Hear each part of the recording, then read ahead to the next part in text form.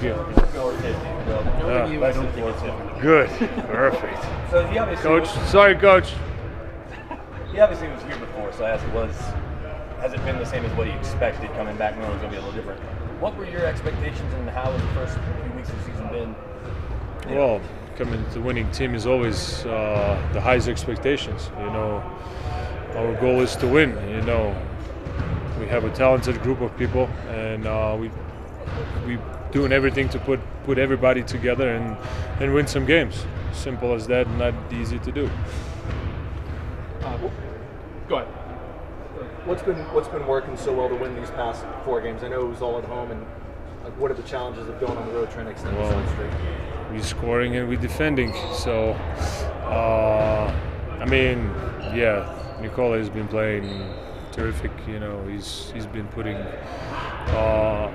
unbelievable numbers, and also just by basketball IQ, directing the show. So, but everybody, staying together, staying ready. No matter who's on the court, just doing their job. Sounds easy, but everybody got to be locked in and do their jobs. Are there any tricks to sort of how you refined your touch just on baby hooks, like shots in the post over the years? You've used the rim very well. You just kind of have good touch down there. I don't know what to say. You just get a ball and shoot it. You practice. You put some repetitions in. That's where the touch comes from. You got to spend some time in the gym. Practicing. It's not gonna come naturally. Yeah, you can be gifted, but still, you got to work. You're playing for a rookie head coach, his first full-time season. I think you've done that before in your career. What's it been like playing under David Allen? I mean, he's experienced rookie, so he has experience. He has, the basketball runs in his genes, so he knows his stuff. He's a smart coach. So, he's rookie, but we don't feel he's rookie. So it's good to have that. It feels like everybody has a good sense of the buy-in, and then you may not have a large role in order to win as many games with as many good players as there are on this team. Just have you got the sense that the locker room is just like understanding of what the expectation is this year? When we talked, I think after the game against Indy, we all got to know our roles. It's not gonna be everybody playing 30 plus minutes. You got to know your role, and you got to do your job good. You got to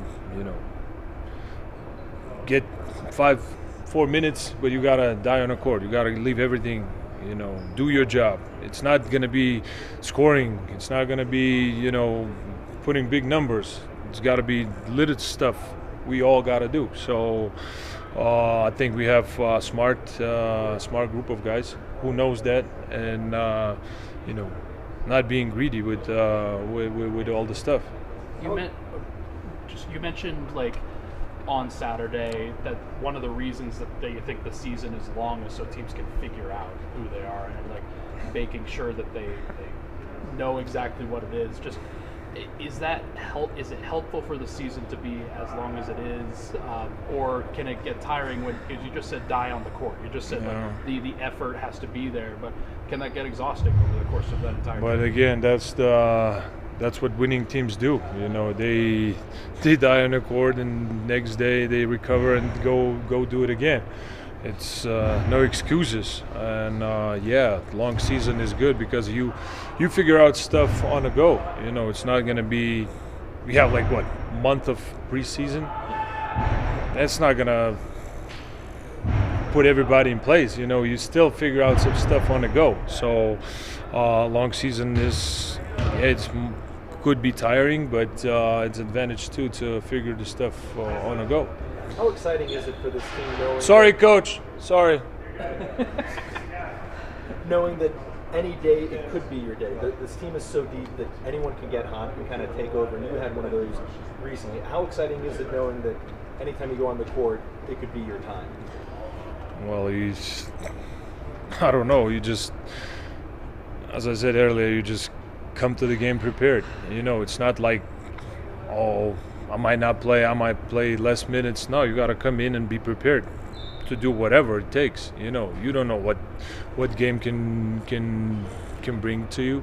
You don't know what game can turn. You know, you always got to be ready. You always got to be prepared. And no matter who's playing, who's not playing, minutes, rest, lots of minutes, you know, we just got to come in and be ready, know what you do.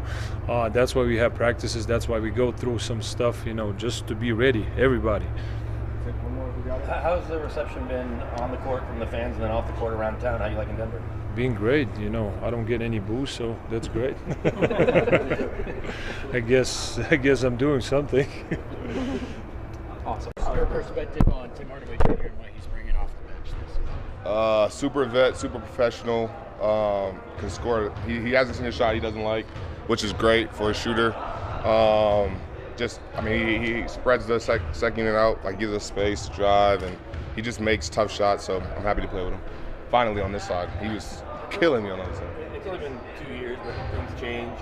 But has this been almost exactly what you expected coming back, knowing that it wasn't going to be exactly the same? A little different. I'm still getting adjusted to it. Obviously, when you come back to a situation you were before, you think it's going to be exactly the same, but it's not, obviously. But only thing I care about is winning. We're trying to put another banner up, so I'm still getting adjusted to it, because sometimes you might see me coming out of the game a little frustrated just because I'm still getting used to it. But at the end of the day, all we care about is winning. Well, so what are some of those differences? I was here last time. I was on ball. Like, I was backup point guard. I was on ball all the time. Now it's like hit or miss, you know, because we're so deep. Anybody can bring the ball up, and anybody can make plays. So just adjustment. Does that make it harder to find your offensive rhythm, just for you personally? Sometimes, but I could do other things. I can get offensive rebounds. I can get out in transition. So I was trying that the last few games. This ball hasn't been falling, but there's other things I can do to score the ball. It's not just having the ball in my hands. Coaching staff's really different too. Yep. Anybody in particular that you've really connected with? Jay Dud and JJ. JJ is obviously my shooting coach, but Dud, I'm playing against him. I talked a lot of smack to him when he was in Brooklyn at the time, because they were trying to disrespect me at that time in my career and have me shoot the ball. So yeah, Dudley. Talk about what he's done with the defense, and you guys are obviously one of the better defensive teams in the league right now. Why is that? Yeah, it's so different. I mean, obviously the last how many years the Nikola was up, and now certain players he's more up, and in certain players he's back. But it's really just communication at the end of the day. Trying to help Nikola be in the right spots, not trying to get him in foul trouble, and just be active. How big is this weekend road trip coming up with you guys riding the kind of streak you're on? It's good. I mean, we won last 4 or 5, whatever it is. Just trying to continue the stretch, win some games on the road, and just come up in the standings in the West. Back to the coaches, do you have a preference if it's guys that have played in the league before? Do you think it's helpful for the locker room to hear that? Yeah, I mean, guys probably respect their word a little more, I guess. But me, I don't really care. I mean, if someone's trying to teach me something that I can learn from that is helpful, I'm all for it. I haven't had a coach my whole life. Like, growing up, I don't think any of my coaches really play at a high level, but they have some sort of knowledge, so I don't really mind. How would you describe JJ's personality? He's funny. He's funny. That's my little Puerto Rican right there. But I mean, he's player's coach, knows exactly what your body needs at certain times when you think you should shoot, shouldn't shoot, get off your feet. So, yeah, that's my guy. When you talk about the depth, I guess, how much fun, but also how challenging it is to know that every night it's not going to be the exact same rotation. Oh, hell yeah. It's definitely challenging for sure. Because, I mean, I'm used to playing, 25, 26 minutes a game, and then some days, I mean, in Minnesota, whoever unit was in there got it going, and they played however long they played. But at the end of the day, we're trying to win. Like, at the end of the day, we want to win another championship. Everyone's going to be happy. It's going to be my night. One night is going to be Jamal or whoever's night. The next night, Tim, Pete Watt, Julian. Like, I mean, we just got to put our pride aside, just like we did 3 years ago. Yeah. You talk about how the defense is different. It's the communication. How different does the defense feel now versus when you guys won the championship? Because it was also ridiculous then. Yeah, I mean, we did one thing when we were when we won the championship. Nikola was just up every time. We had a low minute every time. But now it's just based on personnel, when he's going to be up and when he's going to be back. Well, and you said it's different because everything's always going to be different. But coming back here now, it's been a few months since you back, season started. Is it better than it was when you left, or do you have more appreciation for being back in Denver? I have way more appreciation being back in Denver. I mean, I love it here. I love going home. I love driving to work. I just love being in Colorado. Obviously, you've talked about your connection to the city and all that. Yep. Can you take us through that play? I think it was late third quarter where you had the stealing the. Damn, I was tired. I think it was. Yeah. It seemed like that was kind of. I should have never yelled. I took all my energy out, and I couldn't get back on the defense. But yeah, I'm just trying to insert myself in somehow, energy-wise, and that was just a way I can score the ball. Just being aggressive on the defensive end after a missed layup. But yeah, I should never yelled. I was exhausted after that. I think if you watch the play, like we went down on defense and then we got to stop. I think we went back, and Julian tried to set like a rib screen for me, and I told him no. I said, bro, you go. I'm not moving. I'm dead. So I was exhausted. Is it worth it for the moment? Hell yeah. Hell yeah. It's always worth it. One more? Thanks, Bruce. Thank you, Bruce. Appreciate it. I know it can be team dependent, match dependent, or maybe how the game's going, but I guess how challenging is it with a healthy team finding minutes for everybody, especially the guys up the bench? Yeah, some guys don't get minutes. That's the bottom line. It's a 48-minute game, and starters play the majority. Simple math. Some guys just won't play. But the guys have been good about it when they've been called upon. Julian as of late, ready to play. So that's all you can ask from guys. Spencer Jones, ready to play. Doesn't play for 10 days, comes out, guards the hell out of people. So that's what it is. I mean, if you're going to be on a really good team, you got to be okay with just being successful as a team, not just as an individual. Is it hard to keep the guys locked in when they don't know if they're going to be seeing any action? I wouldn't think so. I think that's your job, is to be ready. So I don't think it's my job to tell them to be ready. It's part of being a professional. So yeah, not to sound like hardcore or something, but it's just the truth. That's part of the business, is be ready. Same thing when you're an assistant coach or player development guy, whatever. When you're called upon to take on a different role or more responsibility, you have to be ready to go. With those assistant coaches, do you find it's beneficial to have guys that have NBA experience on the bench with you as well? Yeah, I think it's a good combination of people. I think you need both. You need guys like me that nerd out, and you need guys that actually played and have been through the, in basketball terms, the wars, and have had success and had failure. They can have communication with players that I can't have. So it's really important to me that there's a balance in the staff. How would you say Bruce Brown has adjusted back here? He's been great, especially defensively. He was on the edit a lot this morning before we practiced. Just his intensity, his energy, the way he got into people. I think for Bruce, it's just getting used to that second unit, like for all those guys, for Tim, for Jonas, learning each other, learning about each other, how they're going to be best together. That's really important. And then I think everybody knows that playing with Nikola, Jamal, Aaron, you're going to fit right in regardless. It's about that second unit. And they've gotten better and better over the weeks. Since that loss to Portland, I think that was the last loss, and you guys have won 4 in a row, and I know it was a homestand, but what changed from the Portland loss to these past 4 games? Honestly, nothing. We had control of the Portland game, just like we had control of the Golden State game. Every game we've played, we've had double-digit leads, and so I think it's just been a continuation. And you're not going to win every game in the NBA. It's just what it is. It still mystifies me that Golden State went 73-9, whatever it was. It's absolutely doesn't make sense in my brain because so many things can happen. There's so many variables in these games. One tough call, one missed free throw, it can lead to a loss. One screw up with Steph, execution-wise, defensively, after all that work he put in. So I've been really happy with the whole journey so far. It's only 9 games, but yeah, I see no difference in the focus that was in Portland as the focus that was here at home. Jonas said something really interesting. You have to be willing to die on the court in these situations, which speaks to his mentality, of course, but also just that you have so many guys that are able to play, that are willing to play. Just with having so many players, the effort has to be really high from all of these guys, correct? Yeah, and that's a skill, is maximizing your minutes and not be an excuse-driven person that says, well, I only had 14 minutes, that's why this didn't go well for me. That's not how this works. You hit the ground running when you go in the game, and you maximize every opportunity that you get. I think that's, and not just as a player, everybody. When it's your chance to speak, it's your chance to do whatever. It's, take advantage of it. Don't go in thinking about excuses. Go in and say, I'm going to succeed, with the time that I have. How much trust has Spencer earned just whether it's coming in for a one possession sequence defensively, or obviously something like the other night where he can kind of slot in, fill in for Peyton in some matchups. Yeah, I think Spencer earned the respect of the guys during the summer. Maybe not the guys that weren't here as far as our main people, but guys that are around the gym came to understand what he was and what he is. And it's such a nice guy to have. That piece on your team that can come in and bring energy. It was so good to see him make a three, because he shot the ball so well in the G League last year that I just think it's going to translate with more opportunity. But yeah, there's immense trust from those guys in there. Coaches, I think we learn to trust everybody.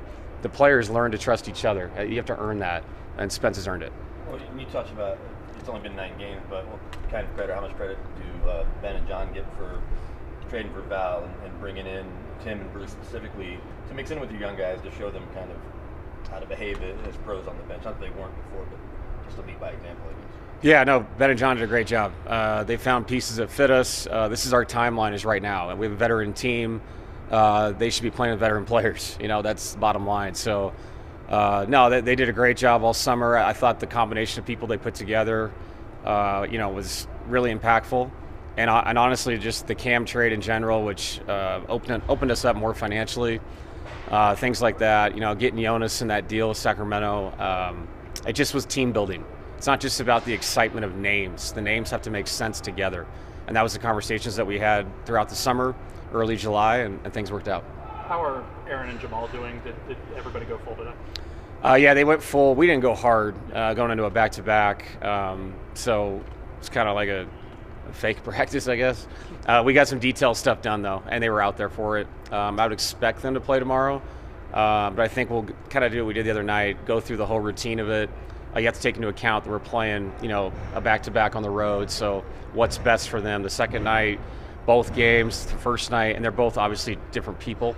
So Steve and those guys will check in with them tomorrow, and we'll go from there.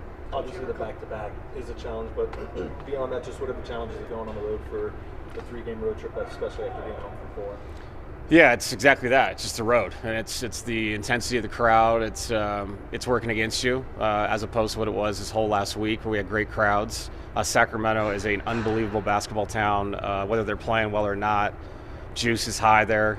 The Clippers are the Clippers, and they need a win. So it's going to be a tough trip, and we know what Minnesota is in the back end of it. So it's tough. The West is what it is. It's crazy. Teams like LA are under 500, and you look at who they have and what they can do nightly. So we have to understand that every night's going to be a crazy challenge for us. Take on the challenge, enjoy it. Competition's fun. So I expect us to be ready to go. Well, a lot could happen between now and then, but your schedule's going to be whatever, but I'm kind of glad that the last time you go to Minnesota is in early November versus it seems like every year that you're there in late April. Yeah, especially after getting a win there too. It's a great opportunity, and again, that's way down the road, but it is a chance to go there and get the first 2, as opposed to getting swept last year 0-4. So we put ourselves in a situation when you win games like that early in the season. Obviously Ant didn't play, but we took advantage of it. We played well in that game. Gives you a chance at the back end of the trip to do something special. But at the same time, Sacramento we beat once. That they're going to be thinking the same thing. They got to even up the season series. The Clippers are the Clippers. Like, we just played 7 games against those guys, whatever it was, 5 months, 6 months ago. So these are all challenges, and they're all opportunities at the same time. How do you feel about 9 p.m. games? It's a long nap, man. It's a long day. But I'll say this: if you're playing late, it means you're on national TV, which means people think that you're important. It means that the challenges are what they are, and you've earned them. So I don't like 9 p.m. games, but being on that, the platforms and our guys to be exposed to the world, it's a cool thing. Yeah, thanks.